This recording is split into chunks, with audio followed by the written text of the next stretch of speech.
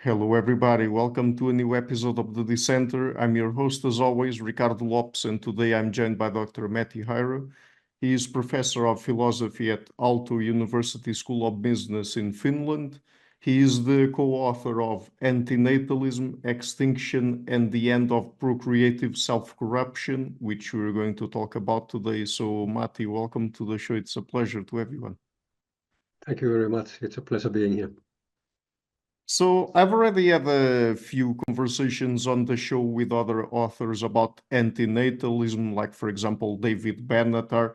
But I would like to start by asking you, what is antinatalism? And perhaps looking back in history and into the contemporary formulations of antinatalism that we have, is there one single kind of antinatalism out there, multiple kinds? And if there are multiple kinds, what do they have in common?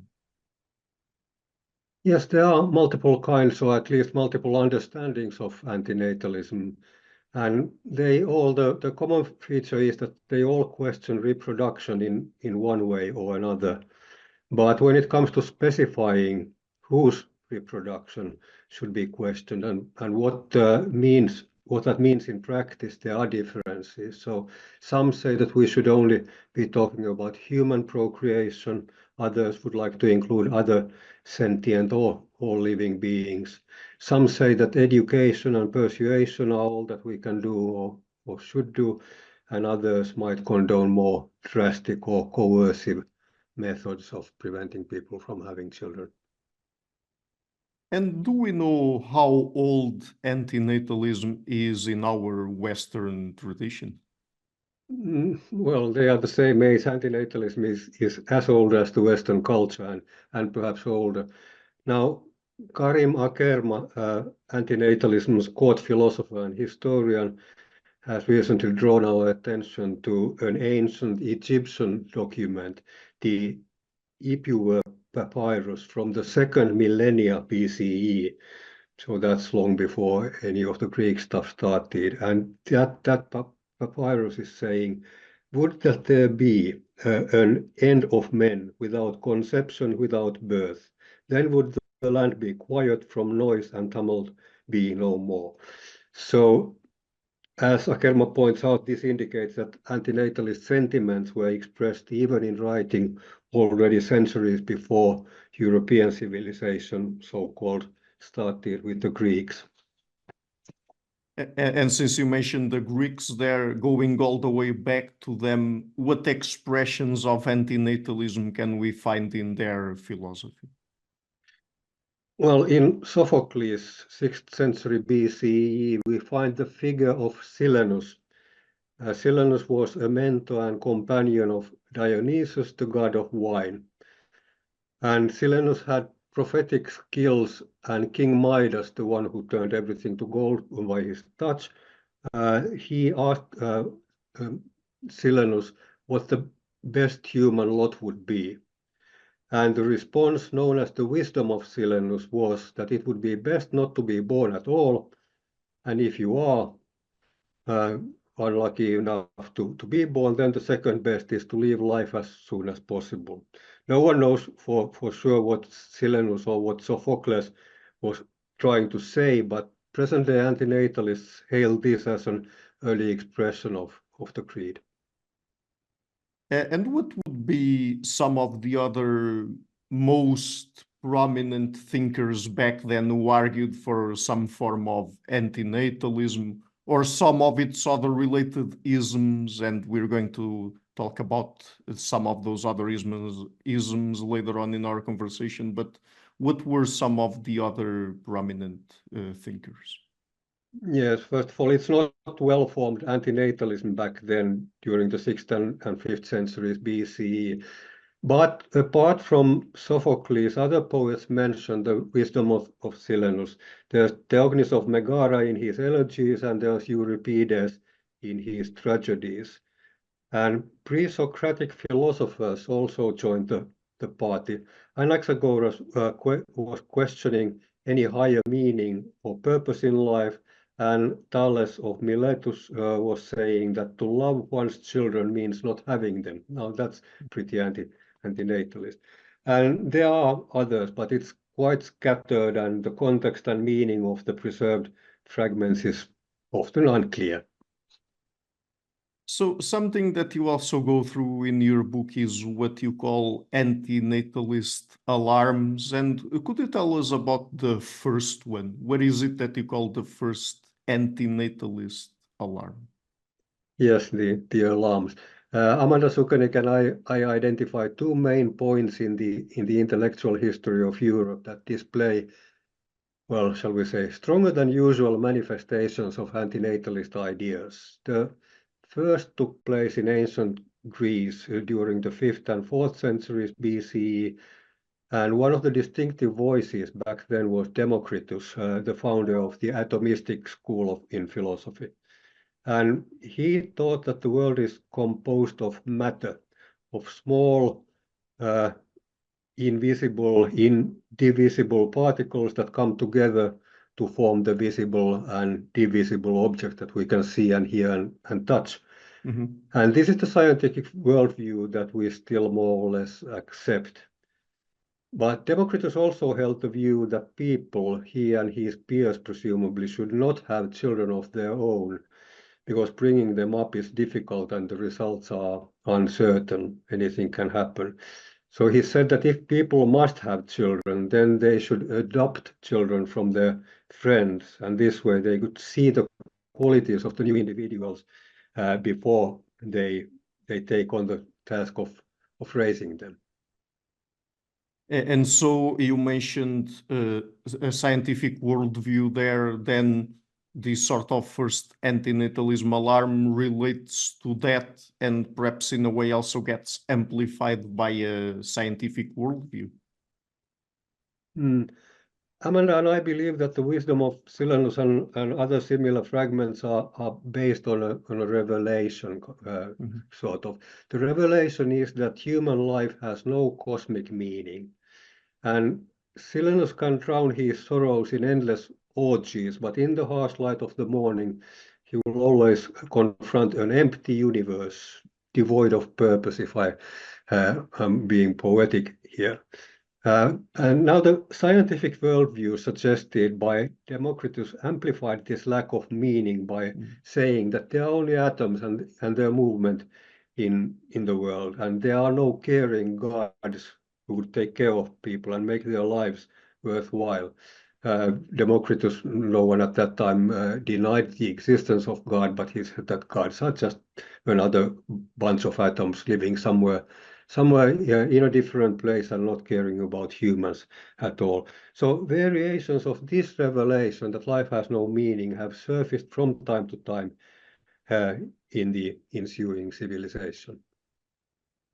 So in the book, you argue for a view that, quote, the history of Western philosophy as a 2.5 millennia reaction to antinatalist sentiments, and that, quote again, human life has no obvious meaning and philosophers have been forced to build elaborate theories to invent imaginary purposes. So could you give us perhaps a broad explanation for these, and then maybe later we can go through some of the history and get into more detail here?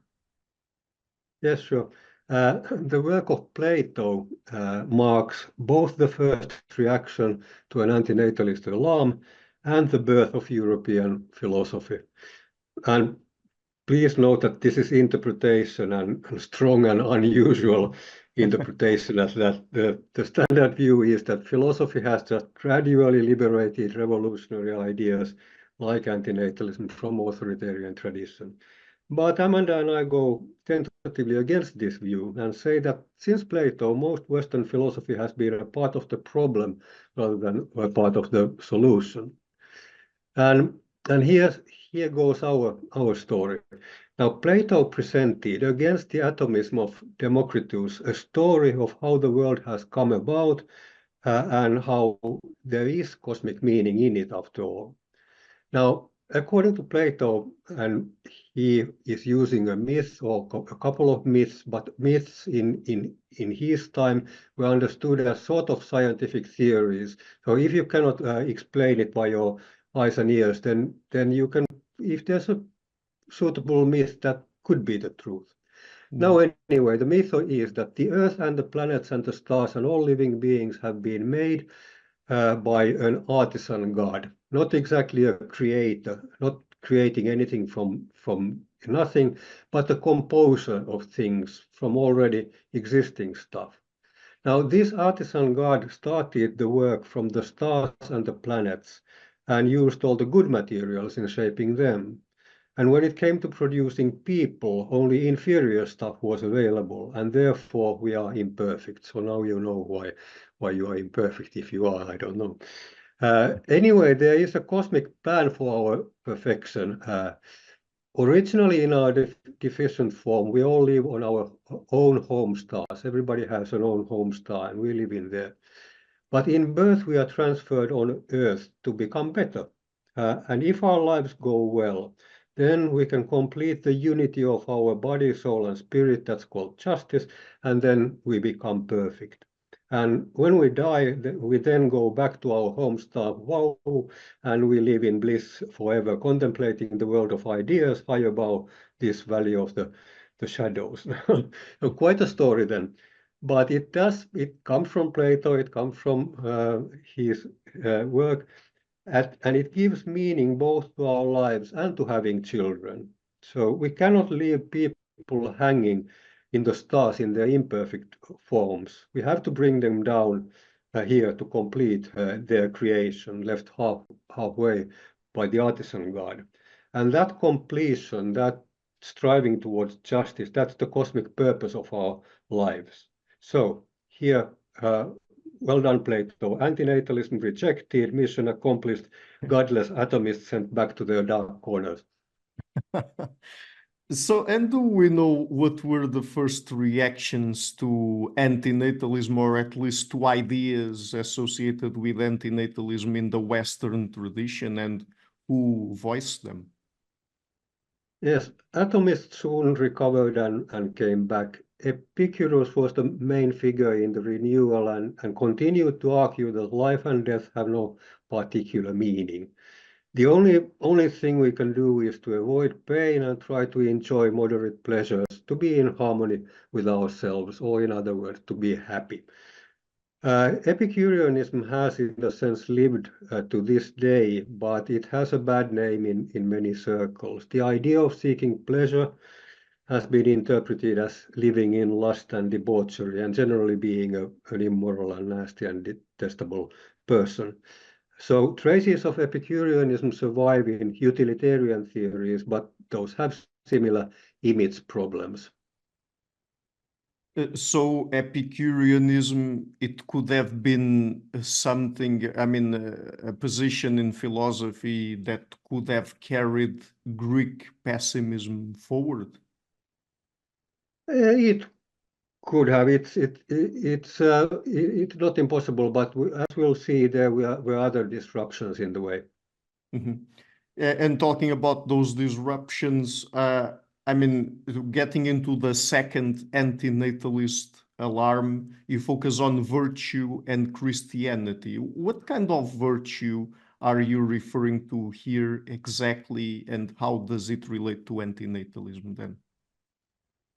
Well, in our modern terms, a Victorian virtue or sexual virtue, we mean virtue in its carnal sexual sense. Some people thought 2000 years ago, and many people still believe so, that sex is sinful and vicious and to be avoided by people of virtue. That's our sense. And do you look at Christianity as also constituting a reaction to antinatalism? And if so, in what ways? Well, that's the interesting bit, because Christianity in the beginning constituted an antinatalist reaction, the second antinatalist alarm, in fact. And there were two main elements in this. One, anything that has to do with flesh or our material being is bad or it's evil. And only the soul or the spirit can be pure and good. So having children requires sex, sex is flesh, flesh is evil, therefore don't have them. And two, early Christian teaching was that the second coming of Jesus is near. It will happen during the lifetime of his contemporaries. So the teaching also was that the end times will be terrible, much persecution and suffering. Now, bringing children to that kind of world would have been unkind and in a word, insane. But these were ideas that we can find among the early Christians, right? Mm. In early Christianity, the Gnostics and the Manichaeans advocated antinatalism quite strongly for the reasons that I mentioned. And Mhm. some fragments of those sects are still ongoing, but they are rather secretive and their current views on reproduction are not well known, at least to me. Now, there's always been something moving. During the 19th century, some Christian philosophers, notably the Danish existentialist Søren Kierkegaard, held distinctly antinatalist views, which is something that not everybody knows. Anyways, and as for modern development, there were for a while internet groups advocating Christian antinatalism, but they were small and they seem to have disappeared now. And of course, official churches all take a very dim view on any such views, arguing that antinatalism is a godless doctrine that rejects God's greatest gift to humankind, the gift of life. So, still on the topic of Christianity, in the book, you also talk about the process of philosophizing Christianity. Tell us about that and what were some of the main reactions to both pro-natalism and anti-natalism in that process. Yeah, it's quite an interesting story. The Gnostics and the Manichaeans irritated official state-supported Christianity, and so something needed to be done about their challenge. Now, Augustine of Hippo produced a philosophical response that was loosely based on Plato's worldview. Amanda and I are not claiming that the church actually ordered this philosophy from Augustine, but there is a connection in there. Now, this time the meaning of human life was to complete the work of the Christian God. Remember that it was the artisan God whose work needed completion the last time around. Now it's the work of the Christian God, so not an almighty thing then. But whatever, we live our lives in whatever tedium or misery that we may face. But if we abide by the Christian God's rules, then after our death we get to enjoy everlasting bliss in heaven, or as Augustine called it, the city of God.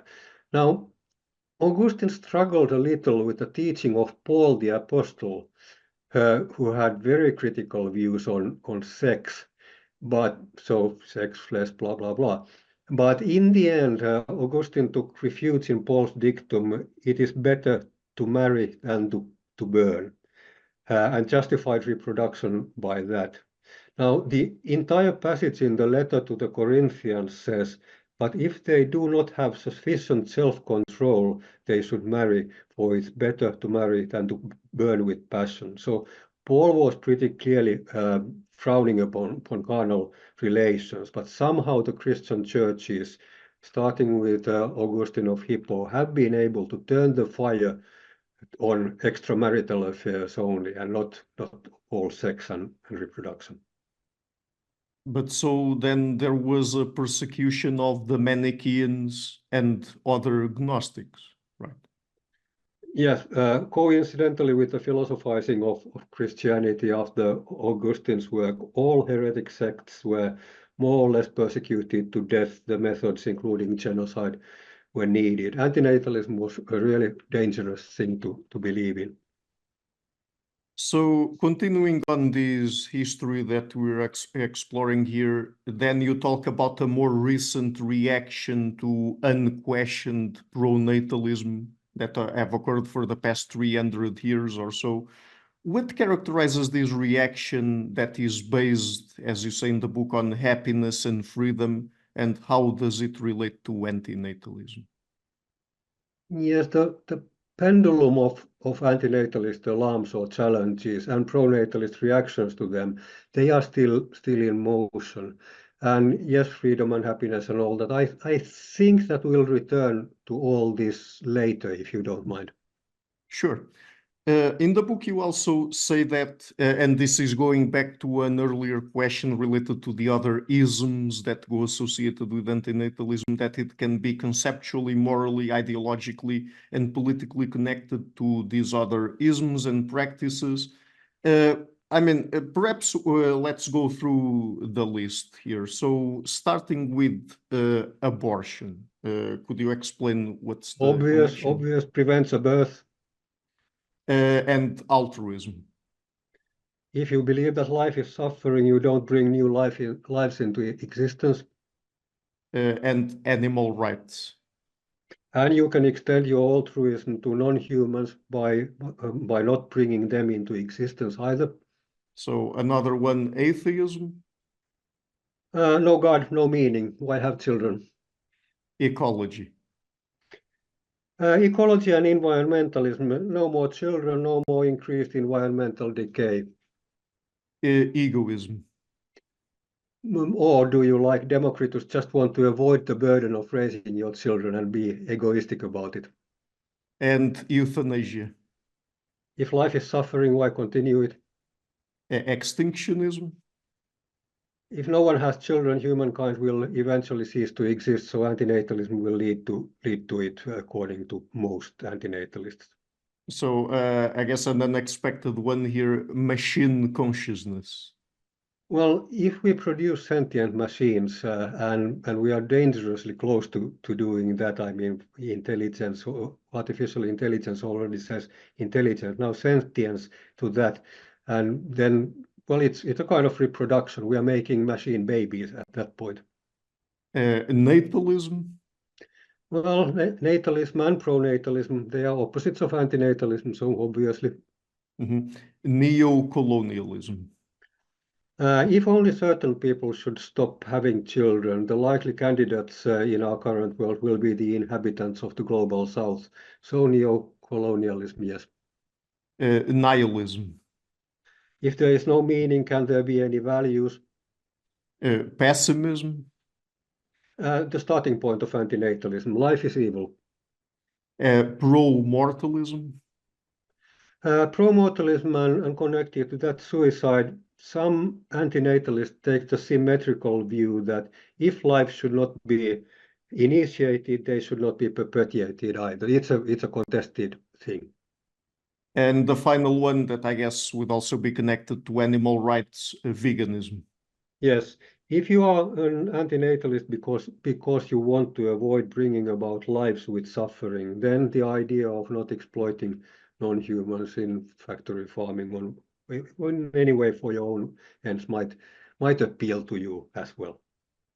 So, and among all of those in the book, in section 2, you decide to focus on extinctionism. Why did you decide to focus on this ism specifically? It's, so to speak, it's the elephant in the room of contemporary antinatalism. We know that it's there, but no one wants to talk about it. If no one has children, then humankind will cease to exist. Fact. But many people who call themselves antinatalists either deny this or try not to talk about it. And the idea seems to be too frightening somehow. So Amanda and I go through different scenarios and try to demonstrate that the idea is not that frightening, all things considered. If all human beings one day want to end reproduction, but if they want to do this, knowing that the species will a few decades later go extinct, then what's the problem? Of course, some people say that life is sacred and so on and so forth, but that's already covered. They will not agree to become antinatalists in the first place. That's bad for antinatalism, but has no effect on the original idea that universally voluntary human extinction, if you think about it and if you get the idea, it's very unlikely, but it's nothing to be scared of. So, in order to explore more the idea of extinctionism and antinatalism more generally, let's talk about some common ideas in antinatalism here. So, What constitutes a good life and a bad life, and why does that matter for antinatalists? Good question and hotly debated. I am myself on record saying that everybody should be allowed to determine the goodness or badness of their own lives for themselves. I have been wise early because that's 1990 publication on the quality of life, so I'm well covered here. So some antinatalists believe that all human or sentient lives are bad in an objective sense, and for them this is a natural justification for their views. Lives are bad, don't create them. And when it comes to being against reproduction, through which process do antinatalists arrive at that position? What philosophical path do you take exactly?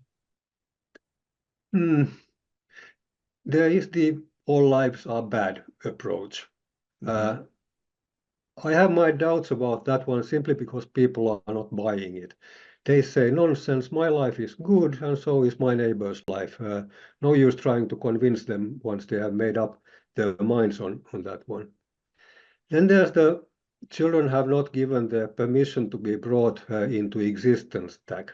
Again, I have my practical doubts. People are not getting that. They say, but I'm happy and grateful that I was brought into existence. Why wouldn't my children be?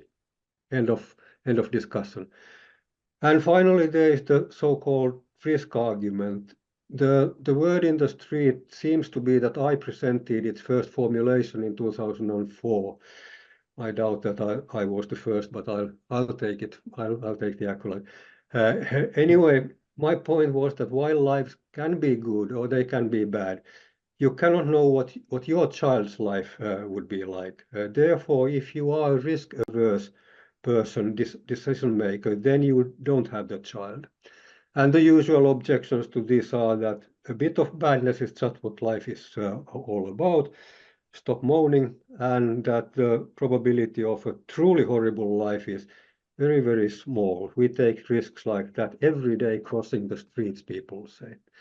Well, your question though was what philosophical path do you take? Now, the arguments from low quality of life credited to David Benatar, lack of consent credited to Anna Sifrin, and risk credited to me, they are all roughly consequentialist or outcome-oriented. And apart from those, some maintain that being brought into a life that is manipulated by other people is a wrong. Julio Cabrera is the main name here. And Amanda and I have been moving into this Cabrera direction in our own way. Don't know with what success. And in your view, would this position against reproduction extend to all sentient beings or only humans? Well, the arguments from lack of consent and manipulation only apply to human beings because they are the ones who can consent and be manipulated in that sense. But the argument from quality of life and risk can easily be extended to all sentient beings, and both David Benatar and I do extend them. What arguments do you use to support the voluntary extinction of our species, even going against some current ethical ideals? Actually, I don't think that I need arguments to support the voluntary extinction of humankind. If no one objects to the idea, then again, what's the problem? What are the current ethical ideals now that I should be comparing this to? Well, two interpretations. One, avoidance of unnecessary suffering and respect for autonomy, the happiness and freedom that you mentioned earlier. No problem. They are compatible with antinatalism. And two, sanctity of life and the continuation of the species. The argument from there is just simply circular. We have to keep going because we have to keep going. So there's no mileage in that argument in my book. And how would you characterize contemporary Western antinatalism? I wouldn't.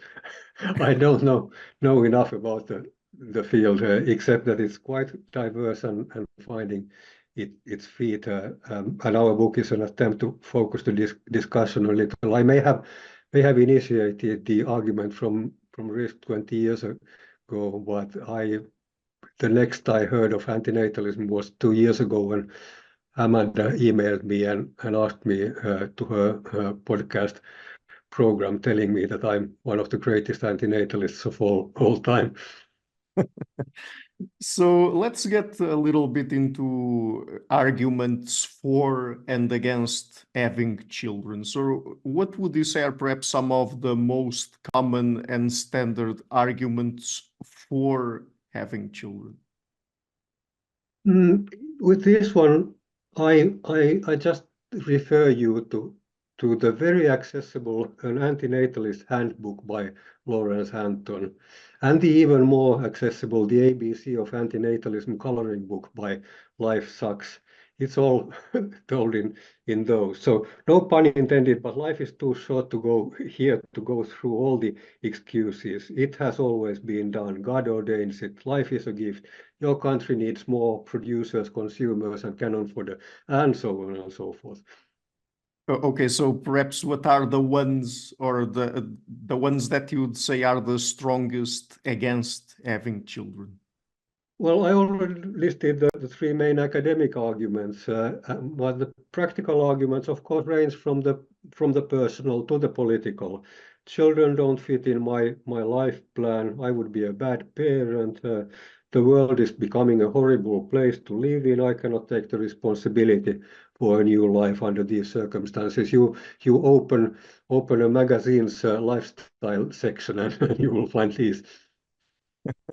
So we've covered basically procreation here, but what do you mean by procreative self-corruption in the book? Well, if I may first, Amanda and my argument in the book, we have a double argument in here, and Okay. this leads me to procreative self-corruption. Okay. So our double argument is that first, anyone who reproduces opens up the possibility of further reproduction. Their children will have children, and so on and so forth. So sooner or later, some of the children's children will have horrible lives. Not necessarily the first one, not necessarily your children, not necessarily their children, but further on down the line, it's inevitable. If this goes on, then somebody will have the horrible life. That's how life goes. And it is, we are assuming that kind of a notion of responsibility, it's your fault. Don't do it. So secondly, you can then raise your children to be antinatalist. You can stop the chain by like that. So now you have the children, you make sure that they are happy, and you make sure that they will never have children. But you are very unlikely to do so, because if you have brought meaning into your own life by reproducing, you probably want your children to have the same opportunity. And you want them to think that you are a good person. So in all likelihood, you will bring them up to be pronatalists like yourself. And in doing so, you impose your pronatalist mentality and lifestyle on them when they are too young to form their views for themselves. You manipulate them into being your mental clones. This is where I and Amanda come close to Julio Cabrera.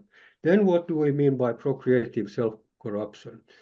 Well, as Amanda and I define it, it's a combination of the two factors, opening up the possibility of the horrible life sometime in the future, and having to resort to manipulating your children in reproductive matters. So by having a child and then having to make decisions about its upbringing, you corrupt yourself in at least one of three ways.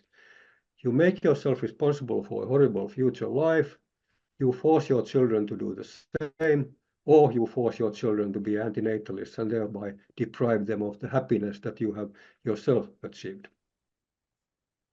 That was helpful. Could you explain this concept of need frustration? I mean, what does it mean in your view, and what do you consider right and wrong in regards to it? Certainly. Basic need frustration can be seen as the only thing that is bad in itself. It's the only intrinsic negative value. If what I do does not lead to anyone's basic need frustration, then good and fine, I'm allowed to do it. But if what I do does lead to someone else's basic need frustration, then I'm probably not allowed to do it. Now, by reproducing, I, one, open the pathway to the horrible future life of suffering, and two, force myself to manipulate my children either to an antinatalist mindset to close the pathway or to a pronatalist mindset to keep them happy. Now, suffering and being manipulated are, I believe, the main forms of basic need frustration. Therefore, I should not reproduce. So in the book, you also criticize some of the most popular current arguments for antinatalism. So let's go through each of them and then talk about the alternative you suggest. Starting with arguments from poor quality of life. What do you make of them? Are they convincing at all or not? They are convincing to me personally. I believe that no life would have been better than my life. What I don't believe is that people in general would be convinced by this. Life is good, they say, and that's the end of the argument. And what about the asymmetry of good and bad? This is implied in my need approach. We should not bring about bad lives, even the eventual future bad life, because that would involve causing bad, allowing basic need frustration in my vocabulary. Now, some say that we should bring about good lives, though. The argument from asymmetry has it that while there is an obligation to avoid bringing about bad lives, there is no corresponding duty to promote bringing about good ones. Mm-hmm. And I say that we have no obligation to do so because non-existent beings don't have any needs. So I think that my way is more elegant, and I must drop a year again, 1994, in my book Liberal Utilitarianism and Applied Ethics. In a footnote, I say exactly that. There is no need to become into existence. So no need-based argument about this. So the basic needs of those who don't exist cannot be frustrated simply because they don't have any. They are not there. There's no one there.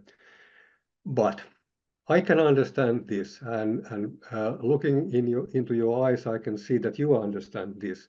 But this argument is far too complicated for members of the general public to understand. Nonsense, they say. I'm happy to be alive, and so would my unborn children. And denying them that happiness means frustrating their needs, whatever you say, Mr. Philosopher Smarty Pants. And no amount of argumentation will change their minds. So no asymmetry for them, I think. So perhaps another kind of argument that it's also hard for the general public to understand. What do you make of arguments based on the lack of consent? Yes, like the other two, it's just unintuitive. Non-existing individuals cannot consent to being born. No, but they cannot consent to not being born either. So talking about consent in their case seems to be somehow off target or even ridiculous. It does have a place somewhere in the antinatalist argumentation. It does have a distinct place in there, but it's just too complicated to be used outside the specialist discussion, or that's what I think.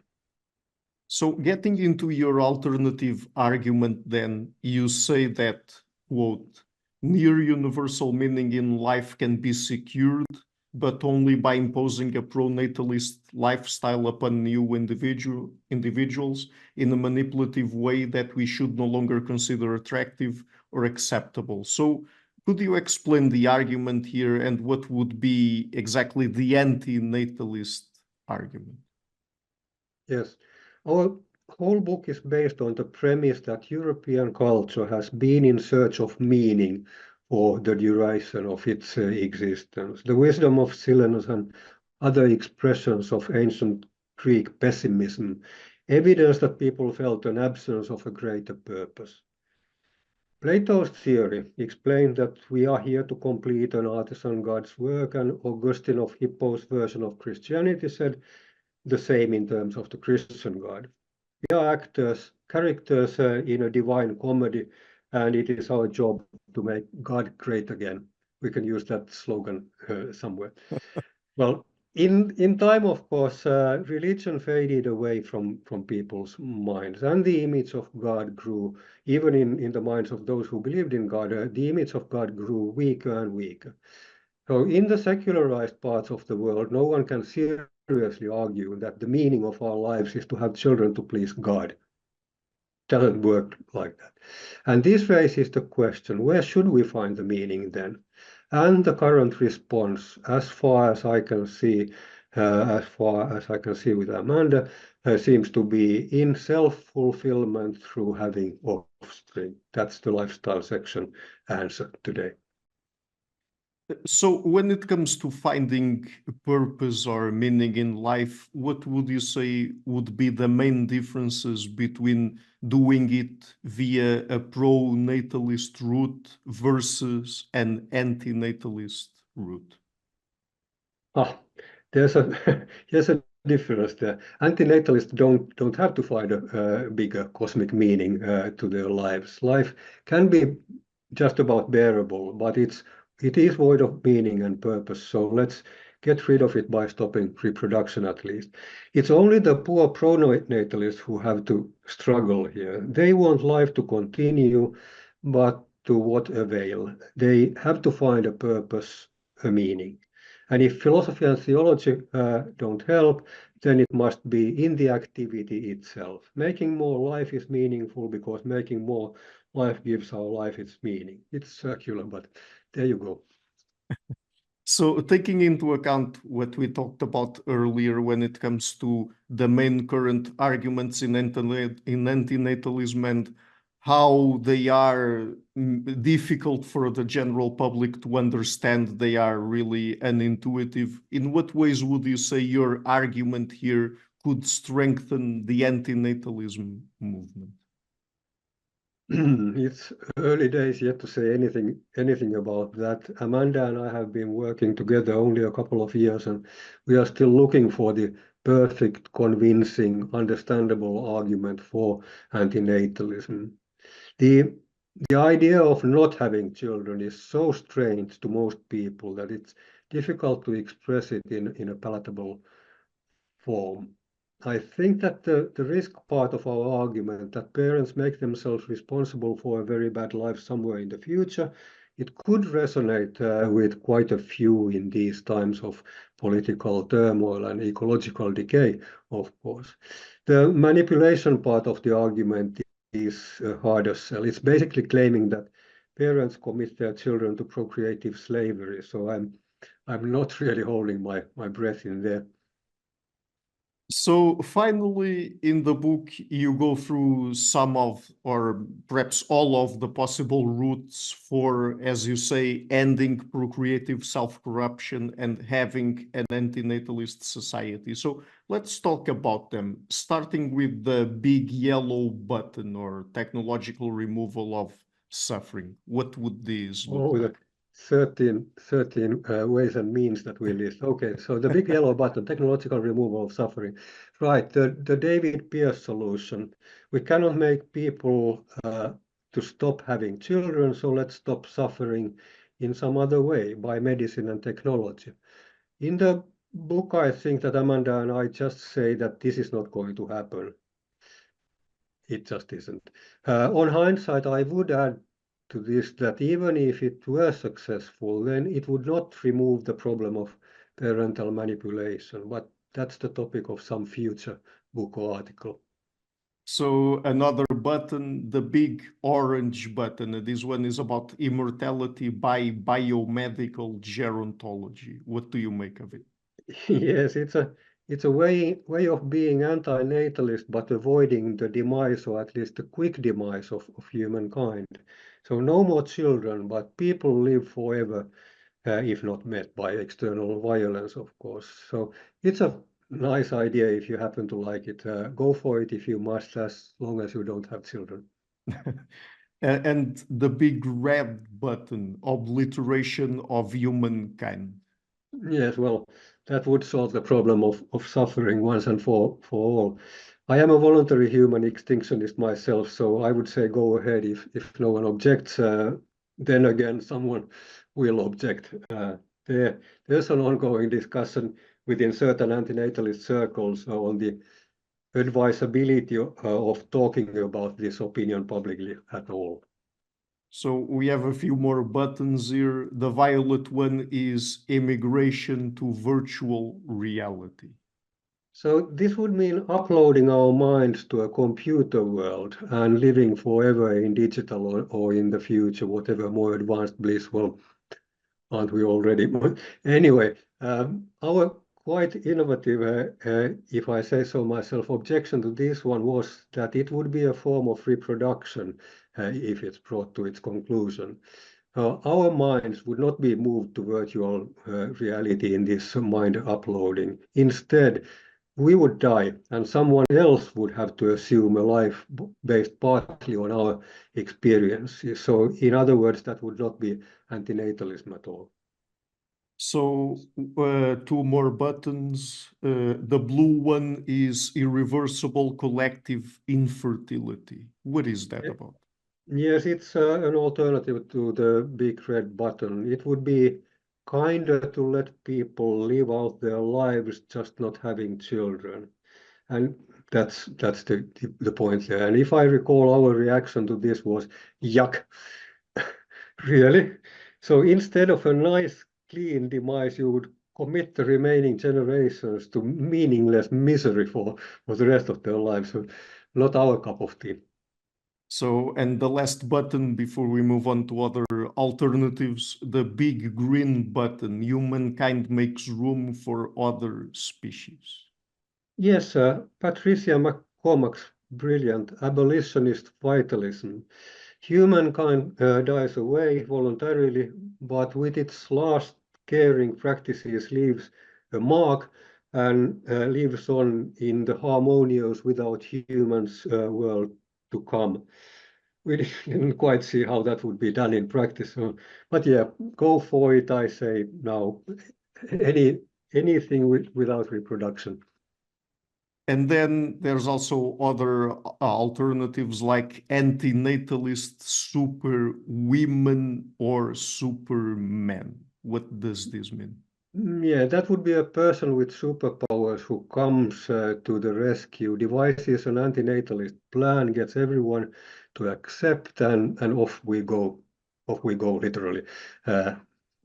Wonderful, of course, but let's say highly improbable. And what about an antinatalist dictatorship? Unfortunately, that one is a more probable scenario, and it's not a good one. Lots of suffering, uncertain outcome. I wouldn't suggest it. And then there's also the idea of an antinatalist cult or religion. What do you think about it? Well, it was already tried by the Gnostics and the Manichaeans and ended up in tears, but different time it might work. A nice new age movement towards antinatalism. Who knows? Someone could try. Then one that would probably be a little bit more palatable to modern ears, antinatalist liberal democracy. Yeah, this is not in sight for the time being. That's the problem. I wouldn't mind, but the world doesn't really seem to be developing into that direction. Or is it? I mean, more freedom of opinion, reproductive autonomy, coming back to your freedom and happiness again, realization of the horrors of the world. Well, maybe something is brewing. It would be nice. And what about rational persuasion? Do you think that could work? It is the only ethical way to proceed. It doesn't seem to be working fantastically, but perhaps it's early days yet. Perhaps liberal democracy and rational persuasion together will move people's minds. So we have to believe in that to continue this work. So fingers crossed. And there's also the alternative of cunning of reason. What is that Yes, about? the cunning of reason is at the same time the most difficult and the easiest idea to explain. Now, the most difficult is that it's philosophical. Georg Wilhelm Friedrich Hegel, the 18th and 19th century German philosopher, suggested that the world is developing pretty much without human intention. There are ideas that clash and develop, but humankind is for all intents and purposes just a spectator in this play. In the end, according to Hegel, freedom will be victorious and we can only admire its blossoming from the audience. Well, be that as it may, in the real world, the idea is simple. Whatever we think we are doing, bigger forces are already moving us towards the end of reproduction. People's self-interest reduces birth rates. Pollution reduces sperm counts. Education reduces women's willingness to have children, and so on. So, according to this cunning of reason thing, we don't have to do anything about it. Antinatalism is already on the way. So one final route then, the route of the benevolent machine. Yes. And finally, the technological version of the cunning of reason. Machine intelligence, so-called, is increasing in efficiency and scope. And sooner or later, it is predicted there will be a computer that is who is cleverer and kinder than we are. And that computer, if it has access to everything else in the world, can decide to help humankind. The machine thinks people will never on their own stop their suffering, so they need assistance. And then the benevolent, omnipotent machine presses the big red button and we are all history. Oh, happy day. So let me just ask you one last question. This will be the last question of our conversation today. And regarding these different possible routes, which are the ones that you would support the most? Do you think that any of them is superior to all the others, or would you support perhaps a combination of them? Rational persuasion is the only thing that we can explicitly do, and then of course follow the developments of is there a cult coming somewhere? Is there liberal democracy, other tendencies that go towards antinatalism? And then the answer for now is no, there are not, because it isn't happening in the global south, and in the global north we are now worrying about the population, the native population of our own countries. So rational persuasion. Okay. So the book is again Antinatalism, Extinction, and the End of Procreative Self-Corruption. I'm leaving a link to it in the description box of the interview. And Matti, apart from the book, would you like to tell people where they can find you and the rest of your work on the internet? I think that the Exploring Antinatalism podcast site has all my exploits listed somewhere, probably in the Exploring Antinatalism podcast number 65, which is the first episode that Amanda and I did together. I think that in the comments of that there are whatever they are called, citation trees or source trees or whatever, all the millions of things that I've done in my life. Great. So thank you so much again for taking the time to come on the show. It's been a great pleasure to talk with you. Thank you, Ricardo. It has been my pleasure and honor.